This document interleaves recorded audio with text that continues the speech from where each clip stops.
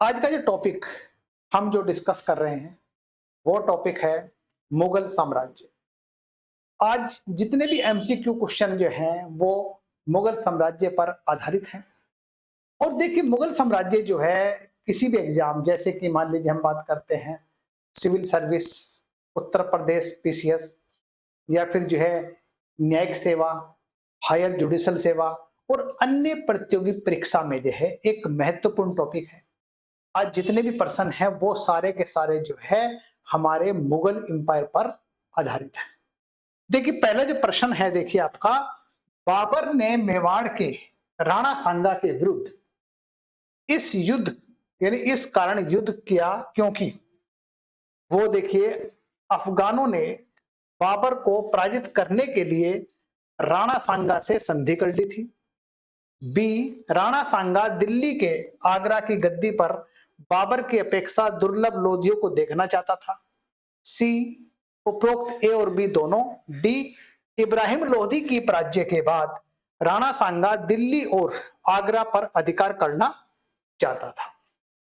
अब देखिए प्रश्न, देखिए इसमें जो है ये पूछ रहा है आपका जो है कि बाबर ने जो है मेवाड़ के राणा सांगा के विरुद्ध इस कारण युद्ध किया क्योंकि, देखिए मतलब जो है वो मैंने बताया आपको पहले, अफगानों ने बाबर को पराजित करने के लिए राणा सांगा से संधि कर ली थी। दूसरी बात क्या है, मतलब जो है राणा सांगा दिल्ली और आगरा की गद्दी पर बाबर की अपेक्षा दुर्बल लोधियों को देखना चाहते थे। देखिए इसका जो आंसर बनेगा वो बनेगा आपका सी, यानी कि उपरोक्त दोनों। आंसर बन गया इसका सी। नेक्स्ट,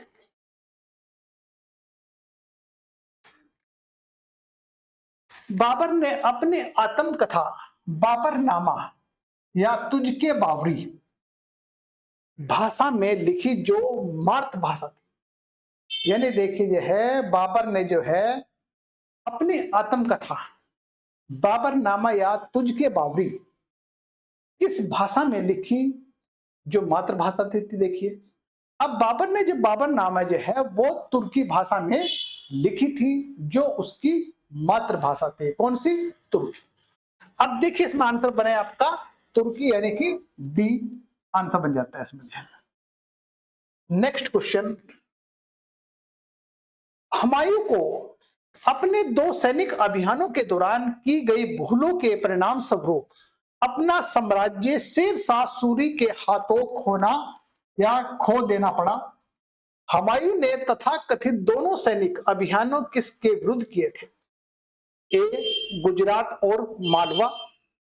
बी, गुजरात और बंगाल। सी, चुनार और मालवा। डी, मालवा और चुनार।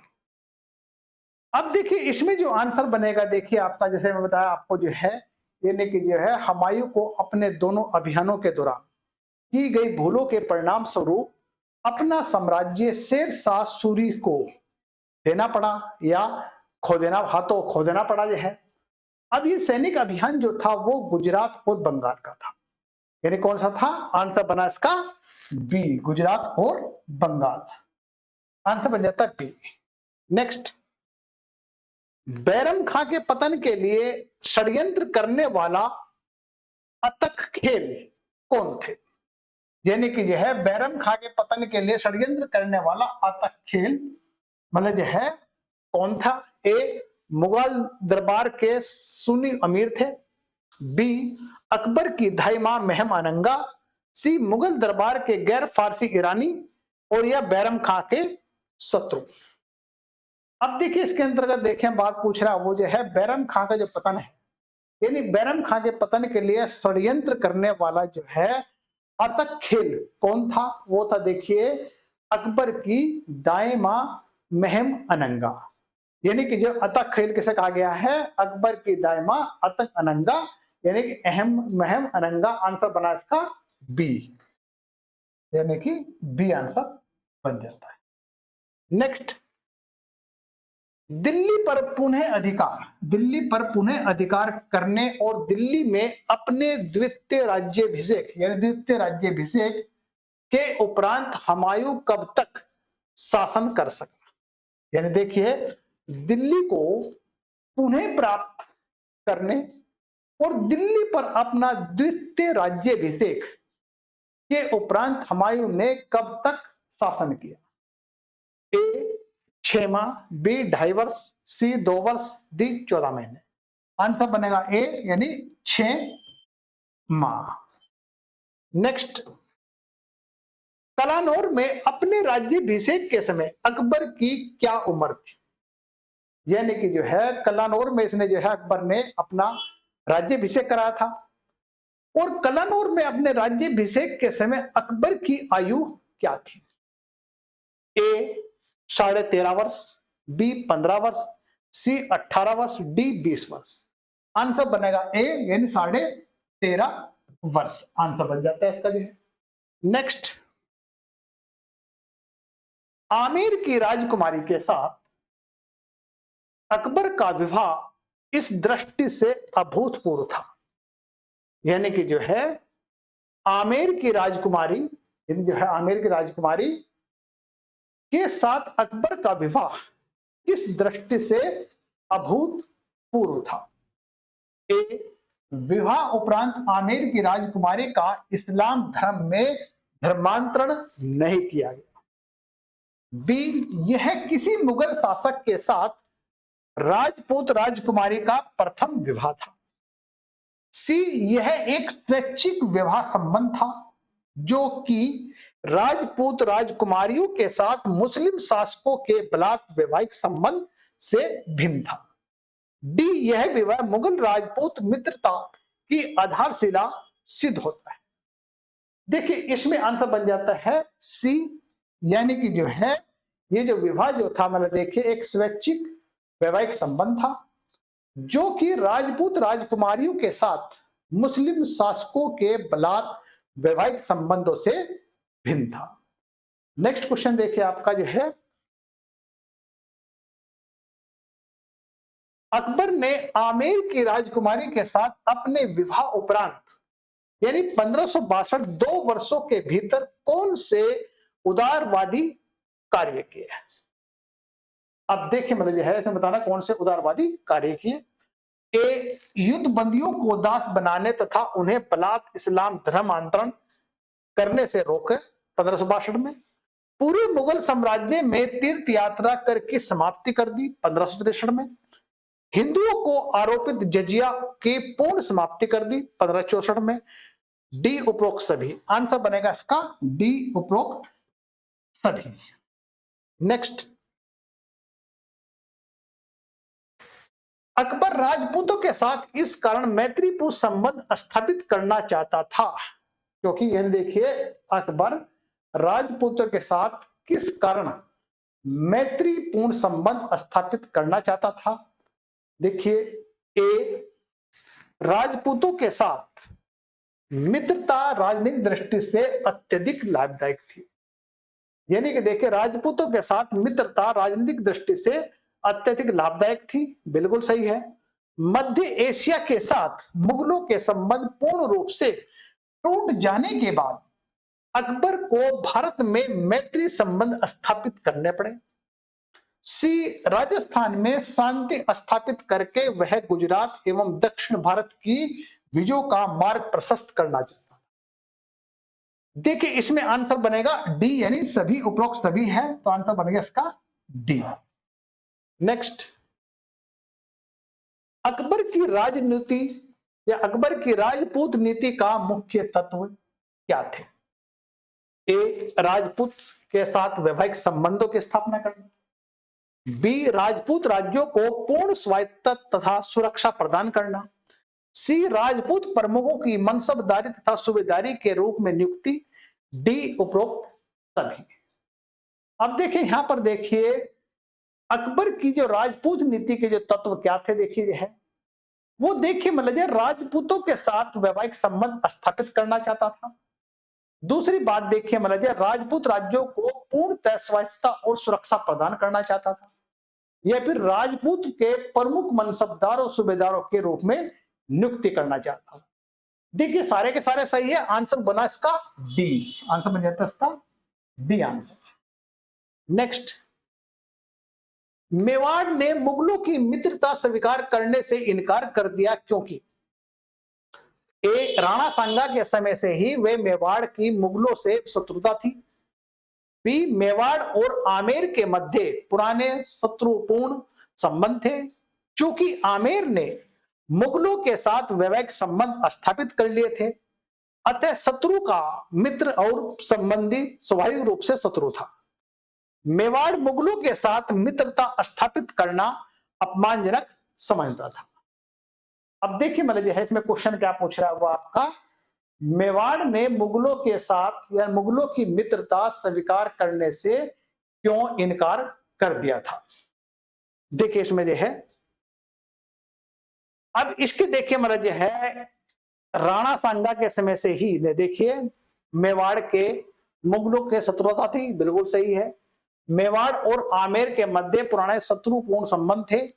क्योंकि आमेर ने मुगलों के साथ वैवाहिक संबंध स्थापित कर लिए थे, अतः शत्रु का मित्र और संबंधी स्वाभाविक रूप से शत्रु था।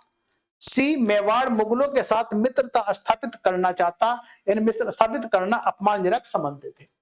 देखिए तीनों के तीनों कारण थे, मतलब जो है मेवाड़ ने मुगलों की इस मित्रता स्वीकार करने से इसलिए इनकार कर दिया था। तो आंसर बना इसका डी, ये डी आंसर बन जाता है। नेक्स्ट, मुगल सेनाओं ने किसे पराजित करके 1568 ईस्वी में चित्तौड़ पर अधिकार किया था। ए राणा उदय सिंह, बी राणा प्रताप सिंह, सी राणा अमर सिंह, डी राणा संग्राम सिंह।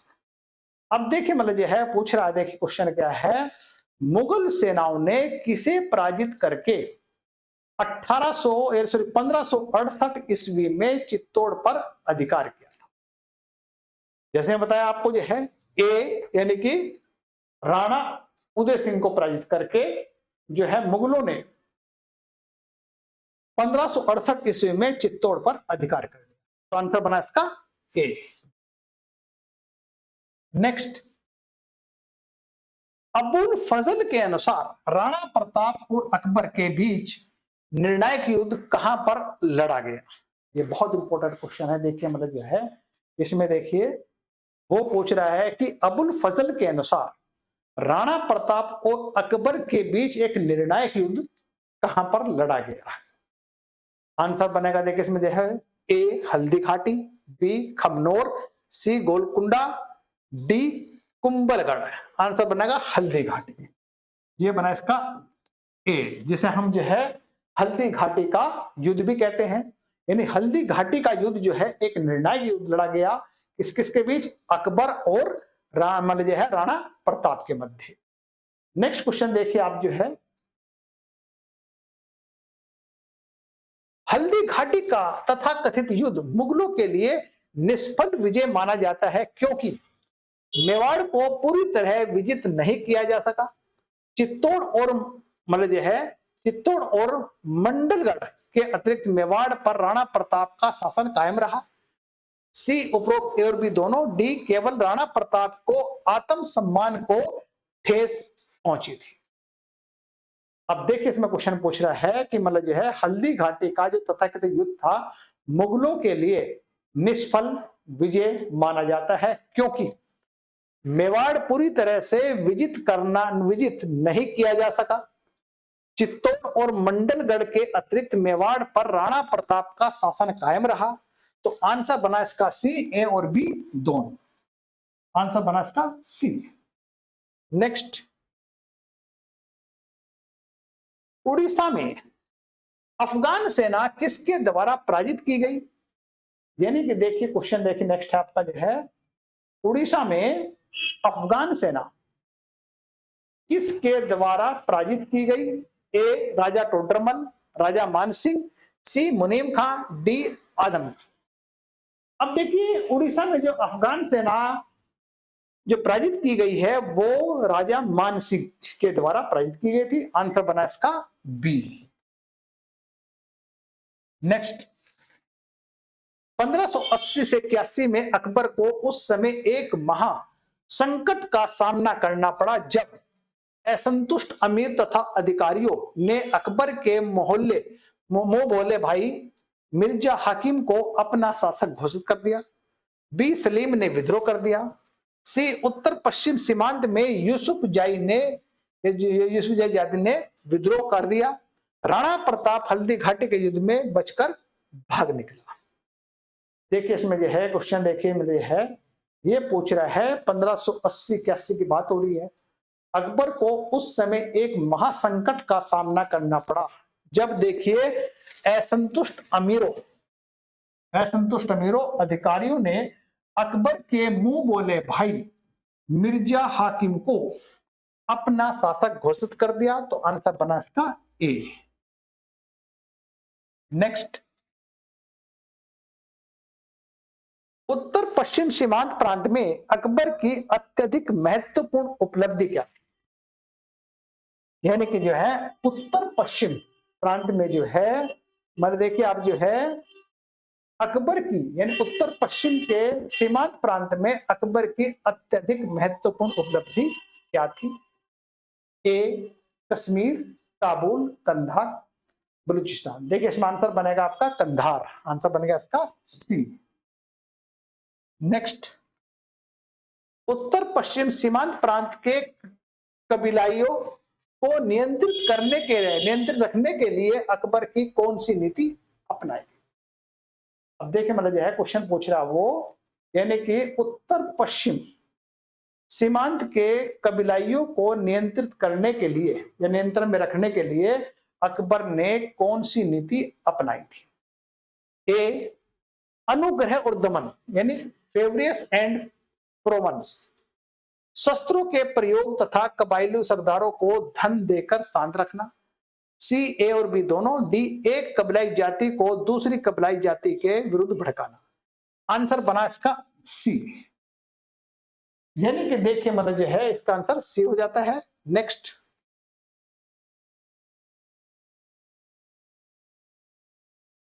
अकबर पुर्तगालियों का विरोध था। अकबर पुर्तगालियों का विरोधी था क्योंकि, यानी अकबर जो है पुर्तगालियों का विरोधी था क्यों, क्योंकि वे क्रूर और आक्रामक समुद्री लुटेरे थे।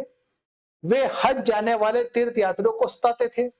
उन्होंने दक्षिणी राज्यों के सुल्तानों के साथ राजनीतिक मित्रता स्थापित कर ली थी। डी उपरोक्त सभी। आंसर बना इसके डी उपरोक्त सभी, आंसर बना सी। नेक्स्ट, 1601 में असीरगढ़ की विजय के उपरांत अकबर ने खानदेश का क्या नामांकन किया, यानी कि जो है 1601 में जो असीरगढ़ की जो है इसकी अंतिम विजय थी। असीरगढ़ की विजय के उपरांत अकबर ने खानदेश का क्या नामांकन किया। खानदेश का जो नामांकन कर दिया था दान देश। आंसर बना इसका ए दान देश।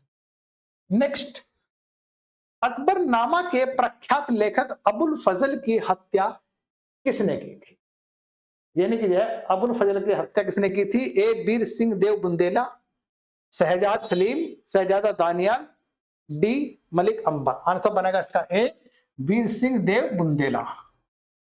नेक्स्ट, अकबर ने जोराथ्रुशास्त्र धर्म के किन धार्मिक पद्धतियों का अनुसरण किया, यानी कि देखिए इसमें बताना आपको। ए पारसी त्योहार का नवरोज का आयोजन, पारसी त्योहार का पंचांग, डी सी ए और बी दोनों, डी महल की पवित्र अग्नि के प्रज्वलित रखना। आंसर बनेगा इसका सी, यानी कि इन दोनों को फारसी त्योहार नवरोज का आयोजन किया गया और फारसी सूर्य पंचांग को। आंसर बना इसका सी। नेक्स्ट, अकबर के साथ धार्मिक चर्चाएं करने वाला जेसुइट या एक कैथोलिक ईसाई प्रचारक जिसने अकबर के शासनकाल के संबंधों में एक रोचक वृत्तांत लिखा था। ए Sir Thomas Roe, Antonio Monserrate, Rudolf Acquaviva, Francis Henriques. अब देखिए इसमें देखिए आंसर बनेगा इसका एंटोनी मानसरेट। आंसर बना इसका बी। नेक्स्ट, वह कौन समकालीन मुगल इतिहासकार था जिसने अकबर के विरुद्ध एक आरोप पत्र तैयार किया और उसे इस्लाम का शत्रु घोषित किया। तो आंसर बना इसका बदायूं। आंसर बन जाता है इसका ए। नेक्स्ट, सुप्रसिद्ध करती तबाकत ए अकबरी की रचना किसने की थी, यानी कि जो है ये जो है सुप्रसिद्ध जो है कृति जो है तबाकत ए अकबरी की रचना किसने की थी? किसने किए थे? कि ख्वाजा निजामुद्दीन अहमद। आंसर बना इसका ए।